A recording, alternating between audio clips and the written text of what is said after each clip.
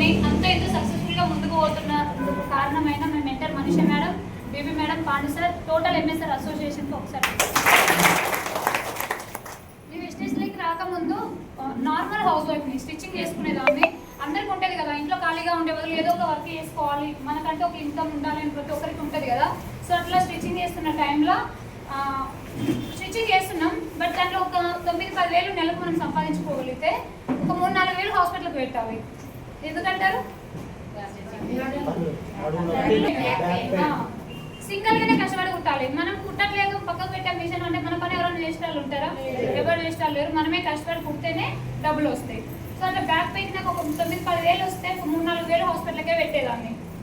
అట్లా 4-5 సంవత్సరాలు అట్లనే ఉండే. 25 వేలు నేను బయట ఖర్చు పెట్టుకున్నా కానీ తగ్గని బ్యాక్ పెయిన్. ఒక 2 మంత్స్ సప్లిమెంట్స్ తీసుకొని వాడుకోవడం వల్ల తగ్గింది.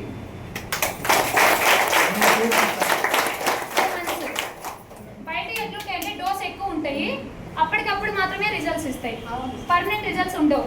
ఇవేంటి అంటే నేను ఫస్ట్ బిలీవ్ చేయలే. ఇంతకుముందు వేరే నెట్వర్క్ మార్కెటింగ్లో కూడా నేను చేసిన. సో మేడం చెప్పినప్పుడు నాకు అక్క నేను ఆల్రెడీ వేరే దాంట్లో చేసిన, మరి దీన్ని ఎట్లా నమ్మమంటావు, అది కూడా నెట్వర్క్ మార్కెటింగే. దాంట్లో నేను 18,000 అమౌంట్ కట్టిన.